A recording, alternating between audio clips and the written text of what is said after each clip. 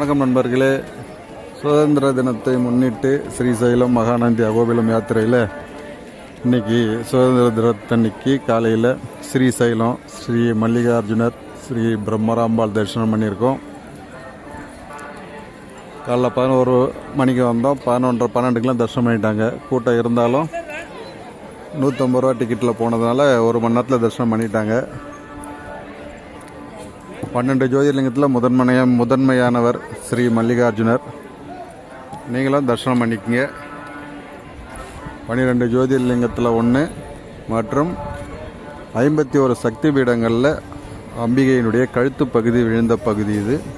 அதனால் ரொம்ப ஒரு சிறப்பான ஸ்தலம் ஸ்ரீசைலம். மானசீகமாக தரிசனம் பண்ணிக்கங்க. ஓம் நமச்சிவாய, ஹரஹர மகாதேவ. வணக்கம் நண்பர்களே. இன்றைக்கி தேதி பார்த்திங்கன்னா 16/8/2026 ஞாயிற்றுக்கிழமை. இப்போ நம்ம இருக்கக்கூடிய ஸ்தலம் மகாநந்தி ஸ்ரீ நந்தீஸ்வரர். இந்த மகாநந்தியை சுற்றி பார்த்திங்கன்னா ஒரு 30-40 கிலோமீட்டருக்குள்ளே ஒரு 9 நந்தி சிவஸ்தலங்கள், அதாவது நவநந்தி அப்படின்னு சொல்லுவாங்க. இந்த கோவிலுக்குள்ளேயே பார்த்திங்கன்னா 2 நந்தி ஸ்தலங்கள், மகாநந்தி மற்றும் விநாயகர் நந்தின்னு சொல்லிட்டு 2 ஸ்தலம் இருக்குது. கோவிலுக்கு வெளியில் எழுத்த மாதிரி ஒரு கருட நந்தி அப்படின்னு சொல்லி ஒரு ஸ்தலம் இருக்குது. நந்தியால் சுற்றி ஒரு 6 ஸ்தலங்கள் இருக்குது. மொத்தம் நவநந்தி ஸ்தலங்கள் அப்படின்னு சொல்லுவாங்க. அந்த நவநந்தி ஸ்தலங்களை தான் இன்றைக்கி நாங்கள் தரிசனம் பண்ணிக்கிட்டு இருக்கோம். அதில் பிரதானமாக இருக்கக்கூடிய மகாநந்தி ஸ்ரீ நந்தீஸ்வரர் ஆலயம், பெரிய கோவில் இது தான். மகாநந்தி ஆலயத்துக்கு ஏற்ற மாதிரி இருக்கக்கூடிய இதுதான் பிரதான நந்தி. இப்போ கிரானைட்டில் பண்ணியிருக்காங்க.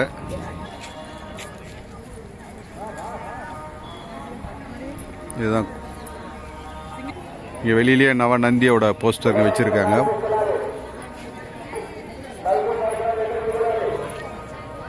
இதுதான் கோவிலோட பிரதான வழி. இது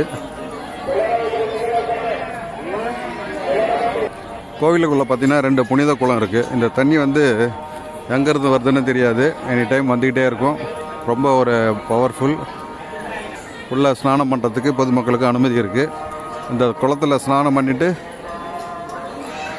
மகாநந்தீஸ்வரரை தரிசனம் பண்ணுறது அவ்வளோ விசேஷம். நீங்களும் மகாநந்தி வந்தீங்கன்னா இந்த பிரதான கோவிலை தவிர மற்ற இருக்கிற ஸ்தலங்களையும் இந்த நவநந்தியை தரிசனம் பண்ணுங்கள். அப்படி பண்ணிங்கன்னா உங்களுக்கு இந்த நந்தி தேவருடைய பலன் முழுசாக கிடைக்கும் என்பது ஒரு நம்பிக்கை. ஏன்னா நந்தி தேவர் தவம் பண்ணி சிவனுடைய வாகனமாக ஏற்ற ஸ்தலம் இது. அதனால தான் இது நந்தியால் மாவட்டம்னுவாங்க. இந்த ஸ்தலத்துக்கு மகாநந்தி அப்படின்ற பேரும் வந்தது. நீங்களும் மானசீகமாக தரிசனம் பண்ணிக்கோங்க. ஹரஹர மகாதேவா. வணக்கம் நண்பர்களே. இன்றைக்கி தேதி பார்த்திங்கன்னா 17/8/2026 திங்கட்கிழமை. இப்போ நம்ம அகோபிலம் நவநரசிம்மர் யாத்திரை வந்திருக்கோம். அதில் முதலாவதாக மேல் அகோபிலம் வந்திருக்கோம். இங்கே பார்த்திங்கன்னா 4 நரசிம்மரை நம்ம நடந்து போய் தரிசனம் பண்ணணும். இதில் மேல் அகோபிலம் வராக நரசிம்மர், ஜோலா நரசிம்மர் மற்றும் மாலோல நரசிம்மர், இவங்க 4 பேரையும் நடந்து போயிட்டு தரிசனம் பண்ணணும். காட்டுக்குள்ளே ரொம்ப ஒரு அற்புதமான அனுபவமாக இருக்கும்.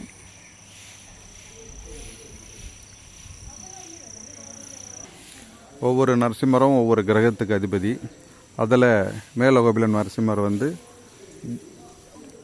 குரு பகவானுக்கு அதிபதி. நடந்து போகிறதுக்கான பாதைங்கிறது தான் ஸ்டார்ட் ஆகுது. கோவிலோட தோற்றம். இந்த கோவில் தான் கொஞ்சம் பெருசாக இருக்கும். அதே மாதிரி கீழே இருக்கக்கூடிய பிரகலாத வரதர் கோவில், அதுவும் பெரிய சன்னதி. மற்றதெல்லாம் சின்ன சின்ன கோவிலுங்க தான். இது சன்னதிக்கு பின்பக்கம். இங்கே பார்த்தீங்கன்னா இந்த படி பாவன நரசிம்மர் சன்னதிக்கு போகிற வழி. ஒரு 7 கிலோமீட்டர் காட்டுப்பாதையிலே நடக்கணும். இப்போ எல்லாருமே இது ஜீப்பில் போக ஆரம்பிச்சிட்டாங்க. கொஞ்சம் நேரம் அதிகமாக எடுத்துக்கும். அதனால் ஜீப்பு வழியாக போயிட்டு தரிசனம் பண்ணிடுறாங்க. அது போகிற வழி எப்படி இருக்குது பாருங்கள். நெட்டாக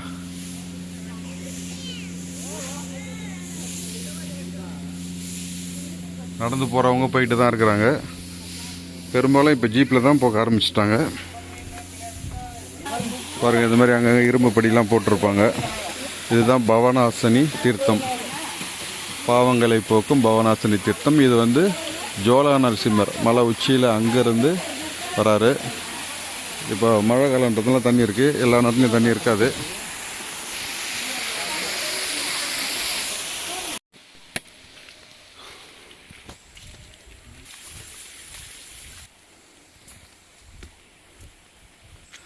இது மக்கள் இலைப்பாடுறதுக்காக கட்டி வச்சுருக்காங்க, ஆனால் பயன்பாட்டில் இல்லை. ஒரு காலத்தில் கதா காலக்ஷேபம்லாம் வந்து இந்த பில்டிங்கில் தான் பண்ணியிருக்காங்க.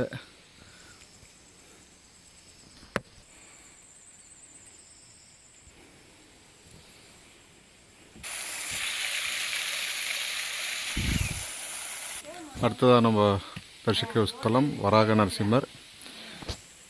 இந்த நரசிம்மர் பார்த்திங்கன்னா 2 அவதாரமும் சேர்ந்த மாதிரி, அதாவது வராகம் ப்ளஸ் நரசிம்மர்.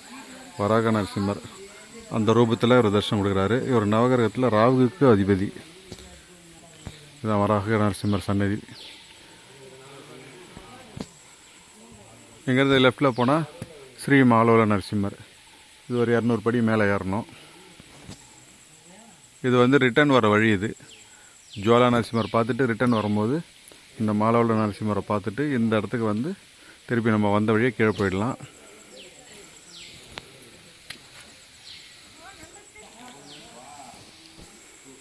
இங்கே என்ன விசேஷம்னு பார்த்தீங்கன்னா, எல்லா நரசிம்மருமே சுயம்பு மூர்த்தி. பாருங்கள், இப்போ நம்ம ஜுவாலா நரசிம்மர் போகிறோம். இங்கே எல்லா நரசிம்மருமே சுயம்பு ப்ளஸ் வந்து எல்லாமே குடவரை கோவில், அதாவது குகைக்குள்ளே தான் அமைஞ்சிருப்பார். அது மேலே இப்போ நமக்கு ஏற்ற மாதிரி கோவில் மாதிரியே உருவாக்கிட்டாங்க. பாருங்கள், ஜுவாலா நரசிம்மர் போகக்கூடிய பாதை இப்படி தான் இருக்கும். இந்த பவனாசனி தீர்த்தம் ஆறு அந்த கடந்து வர பாதையில் தான் நாமெல்லாம் போகணும். கொஞ்சம் கரடு முரடாக தான் இருக்கும், ஒன்றும் பயம் கிடையாது. நல்லா மழை பெஞ்சு ஆற்றுல தண்ணி வரும்போது இந்த பாதையை பயன்படுத்த மாட்டாங்க. அதுக்கு மாலோல நரசிம்மர் வழியாக படியேறி போயிட்டு தரிசனம் பண்ணுவாங்க. மழை இல்லாத டயத்தில் இந்த வழியாக நம்ம பயன்படுத்திக்கலாம். இது கொஞ்சம் ஷார்ட்டு, கரடு முரடாக இருந்தாலும் கொஞ்சம் ஷார்ட். இது ஜுவாலா நரசிம்மர் வந்து இரணியனை வதம் பண்ண இடம், அதாவது இரணியனோட அரண்மனை. அவனுடைய வாசல் பகுதியில் தான் வந்து இரணியனை வதம் பண்ணார். அந்த இடத்துக்கு தான் இப்போ நம்ம போயிட்டு இருக்கோம். பாருங்கள், இங்கே ஒரு ஏணிப்படி இருக்குது. இப்போ தான் இந்த ஏணிப்படிலாம், அதுக்கு முன்னாடிலாம் பாருங்கள், இது மேலே ஏறி அப்படி இறங்கிடுவோம். இப்போ ஈஸியாக ஏணிப்படி வழியாக ஏறுறோம். அப்போல்லாம் ரொம்ப கஷ்டம், ஒரு 5 வருஷத்துக்கு முன்னாடிலாம்.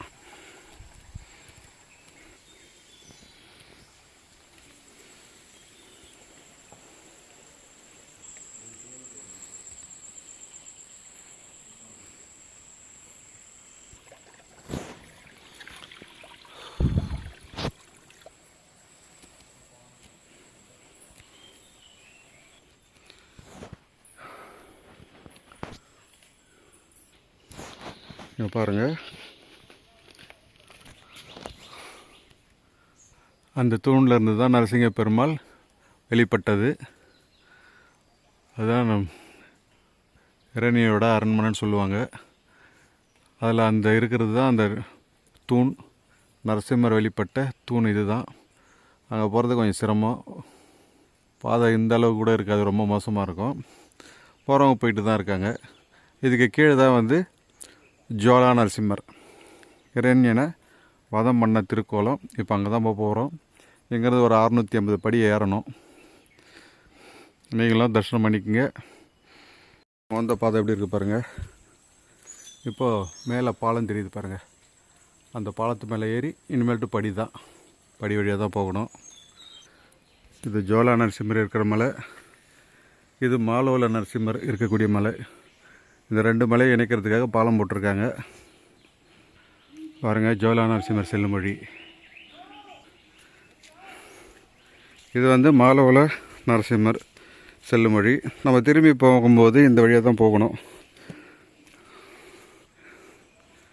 மாலோல நரசிம்மரை தரிசனம் பண்ணிவிட்டு அப்படியே கீழே இறங்கினா வராக நரசிம்மர், அதுக்கப்புறம் மேலோகபிலம் சன்னதி.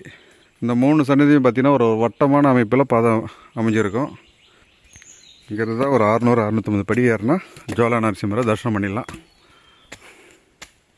படியெலாம் பாருங்கள், ரொம்ப ஹைட்டு கிடையாது, நார்மலாக தான் இருக்கும். இப்போ தான் எல்லாம் படி போட்டிருக்காங்க. ஒரு 6 வருஷத்துக்கு முன்னாடி பார்த்திங்கன்னா படிலாம் அந்த அளவுக்கு இருக்காது. அப்படியே வனாந்தரமாக நடந்து தான் போனோம்.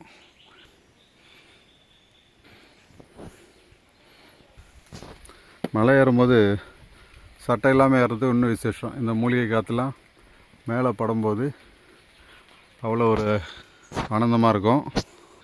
எவ்வளோ யாத்திரை போயிருந்தாலும் இந்த அகோபிலம் யாத்திரைன்றது ஒரு புதிய அனுபவத்தை கொடுக்கும். அதனால் ஒரு முறையாவது அகோபிலத்தை நவநரசிம்மரை தரிசனம் பண்ணுங்கள். கொஞ்சம் சிரமம் இருந்தாலும் அவரை தரிசனம் பண்ணிங்கன்னா அந்த சிரமம் எல்லாம் மறைஞ்சிடும். பிறகு ஜோலா நரசிம்மர் கிட்ட வந்துட்டோம். நமக்கு பாதுகாப்புக்கு 2 பைரவர்கள் வந்திருக்காங்க. இது பாருங்கள், மஞ்சள் குங்குமம். ஒவ்வொரு படிக்கும் குங்குமம் மஞ்சள் வச்சுக்கிட்டு பிரார்த்தனை பண்ணிட்டு வர்றது. இந்த இடத்துல பார்த்திங்கன்னா மலையே ஒரு வளைவாக இருக்கும்.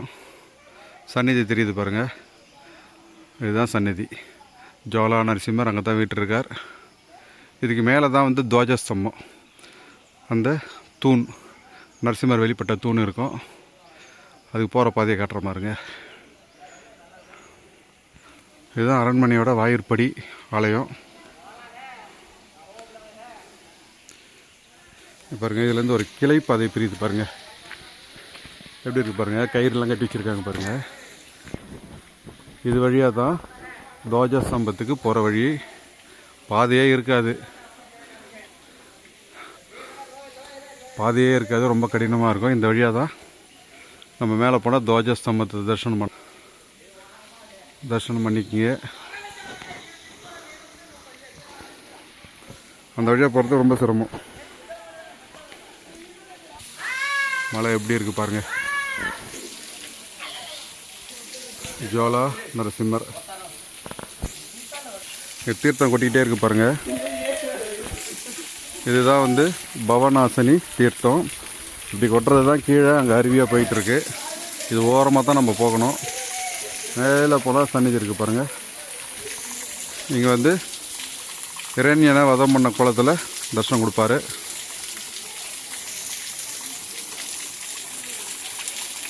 பாதை எப்படி இருக்குது பாருங்கள். அதில் விதலை பாதாளன்னு சொல்லுவாங்கள்ல, அந்த மாதிரி இருக்குது பாருங்கள். எதிர்த்த மாதிரி இருக்கிறது தான் கருடாத்திரி. இந்த மலை பார்த்திங்கன்னா 2 பக்கம் ரெக்கை, நடுப்புற மூக்கு இருக்கிற மாதிரி கருடன் ரூபத்திலே இருப்பார். அதனால் இதுக்கு கருடாத்திரின்னு பேர். இந்த மலையை ஒட்டி தான் நம்ம வரணும். இப்படியே மேலே போனால் நரசிம்மர், ஜோலா நரசிம்மர். இதுதான் ரத்த குண்டம். நரசிம்மர் இரணியனை வதம் பண்ணிவிட்டு தன்னுடைய கையை அலுமினதாக ஐதீகம். தண்ணியை பார்த்திங்கன்னா இங்கே சிகப்பாக இருக்கிற மாதிரி தெரியும், ஆனால் கையில் எடுத்தால் தெளிவாக இருக்கும். ரத்த குண்டம்.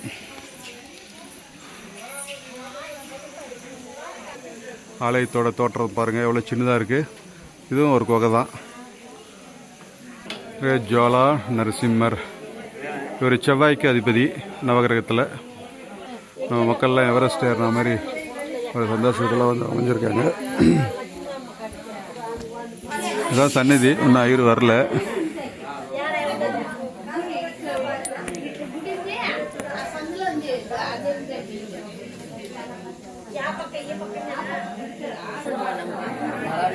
இதுதாங்க உக்ரஸ்தம்பம், நரசிம்மர் வெளிப்பட்ட தூண்.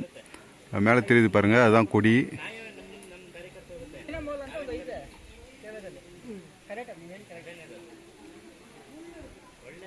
இதுக்கு கீழே தான் உக்ர நரசிம்மர் இரணியனை வதம் பண்ண கோலத்தோட தரிசனம் கொடுக்குறாரு.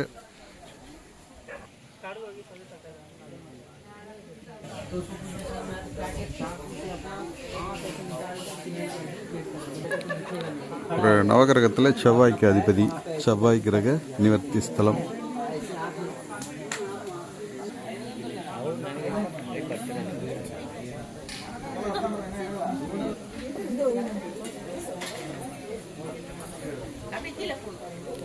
இரணியனை மடியில் கிடத்தி வதம் பண்ணுறாரு பாருங்க. அந்த கோலத்தில் தான் உள்ள தரிசனம் கொடுக்குறாரு உக்ர நரசிம்மர்.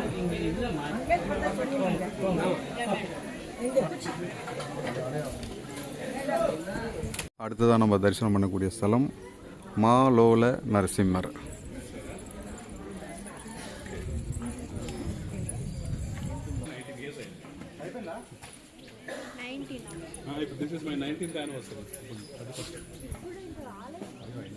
மகாலட்சுமி பிரியர். நவகிரகத்தில் சுக்கிரனுக்குரிய ஸ்தலம் இது. இரணியனின் வதம் பண்ண அந்த உக்ரன் தனியறதுக்காக மகாலட்சுமி அவர் மடியில் அமர்ந்திருக்காங்க. மகாலட்சுமி முகத்தை பார்த்த உடனே அவருடைய அத்தனை கோபங்களும் குறைஞ்சதாக ஒரு ஐதீகம். ஆனால் லக்ஷ்மி நரசிம்மர், மாலோல நரசிம்மர், மானா மகாலட்சுமி, மகாலட்சுமி பிரியர். கணவன் மனைவி பிணக்கு நீங்கள் இந்த ஒரு வழிபாட்டால் இல்லத்தில் மகிழ்ச்சி நிலவும் அப்படின்றது இந்த நரசிம்மரோட சிறப்பு. நவகிரகத்தில் சுக்கிரனுக்குரிய ஸ்தலம்.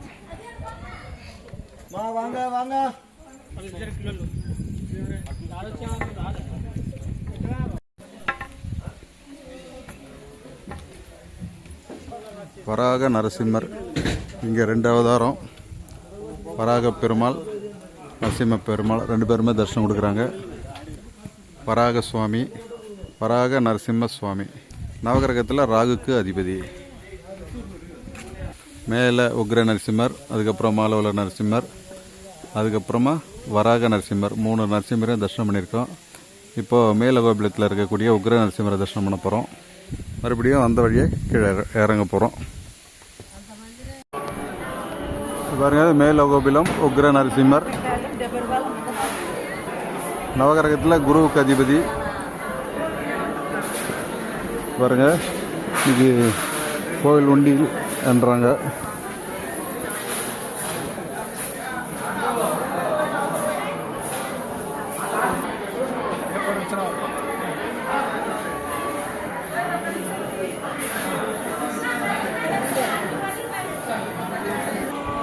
நம்ம நவ நரசிம்மரில் 4 நரசிம்மரை தரிசனம் பண்ணியிருக்கோம்.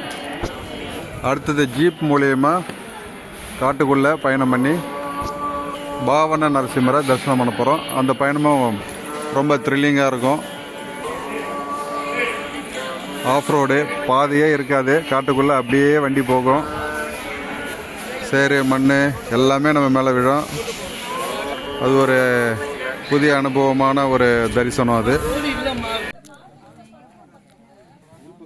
பாருங்கள், 1 மணி நேரம் பயணம் பண்ணி இப்போ பாவன நரசிம்மர் காட்டுக்குள்ளே இருக்கிற நரசிம்மர் கோயிலுக்கு வந்திருக்கோம். இது மொத்தம் ஒரு 20-21 கிலோமீட்டர் வரும் நம்ம கீழகோபிலத்திலேருந்து. காட்டு பயணம் ரொம்ப ஒரு அற்புதமான அனுபவம். பாருங்கள், எல்லாருமே ஜீப்பில் தான் வந்திருக்காங்க. ஜீப்போட கண்டிஷன்ஸ்லாம் இப்படி தான் இருக்கும்.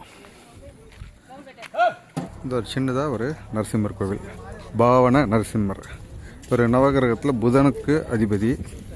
இந்த இடத்துல ஒரு என்ன விசேஷம் கேட்டிங்கன்னா, பெருமாளுக்கு இங்கே இடத்துல ஆடு பலியிடுவாங்க. அது ஒரு ஆச்சரியமான ஒரு நிகழ்வு இந்த இடத்துல மட்டும். இதுதான் ஆலயத்தோட தோற்றம். பாருங்கள், சுற்றி மலை, அதுக்கு டவுனில் ஒரு சின்ன பள்ளத்தாக்கு, அதுக்குள்ளே தான் அந்த கோவில் அமைஞ்சிருக்கு. இந்த பின்னாடி இருக்குது பாருங்கள் ஷெட்டு. இதெல்லாம் சமையல் பண்ணுறதுக்காக சமையல் கூடம். இந்த இடத்துல தான் வந்து ஆடு கோழி இதெல்லாம் பலியிட்டாங்கன்னா இந்த இடத்துல பின்னாடியே வந்து சமைச்சு சாப்பிட்டுட்டு போவாங்க. ஆனால் பெருமாளோட மனைவி வந்து செஞ்சலக்ஷ்மி தாயார். இவங்க வந்து ஒரு வேடுவ குலத்தில் பிறந்து பெருமாளை மணந்ததுனால இந்த வேடுவ குல வழக்கப்படி அவங்க மருமக பிள்ளையான பெருமாளுக்கு ஆடு விருந்து அப்படின்ற மாதிரி அவங்க ஒரு சம்பிரதாயம். அதனால் அவங்களுக்கு மட்டும் இந்த இடத்துல பலியிட்டு, ஆடு கோழி பலியிட்டு சமையல் பண்ணி சாப்பிட்றதுக்கு அனுமதிக்கிறாங்க. அது அவங்களோட சடங்குல ஒன்று. கோவில் சின்ன கோவில் தான். பெருமாளை தரிசனம் பண்ணிக்கோங்க. நவகிரகத்தில் கேதுக்குரிய ஸ்தலம். ஆஹா ஓஹோ என்ற 2 கந்தர்வர்களுக்கு காட்சி கொடுத்தார். சங்கீத நாம பிரியர் இவர். சத்திரவடம், அதாவது ஆலமரம். சத்திரவட நரசிம்மர் சிரிச்ச குளத்தில் தரிசனம் கொடுப்பார். ரொம்ப ஒரு அற்புதமான ஒரு ஸ்தலம். நவகிரகத்தில் கேதுக்குரிய ஸ்தலம். நவ நரசிம்மரில் கடைசியாக நம்ம தரிசனம் பண்ணக்கூடியவர் யோகானந்த நரசிம்ம சுவாமி. இவர் நவகிரகத்தில் சனீஸ்வரருக்கு அதிபதி. கோயிலெலாம் பாருங்கள் எவ்வளோ சின்னதாக இருக்குது. நம்ம ஒரு சின்ன கோயில் மாதிரி தான் இருக்குது, ஆனால் பவர்ஃபுல். எல்லாம் சுயம்பு மூர்த்திங்க. தரிசனம் பண்ணிக்கங்க. நவநரசிம்மரில் யோகானந்த நரசிம்மர் சனி பகவானுக்கு அதிபதி. பிரகல்லாதனுக்கு யோகத்தை கற்றுக் கொடுத்த ஸ்தலம். நரசிங்க பெருமாள் யோகத்தை கற்றுக் கொடுத்ததா சொல்லுவாங்க. கல்வியில் சிறந்த விளங்க குழந்தைகள் வழிபடக்கூடிய ஸ்தலம் யோகானந்த நரசிம்மர்.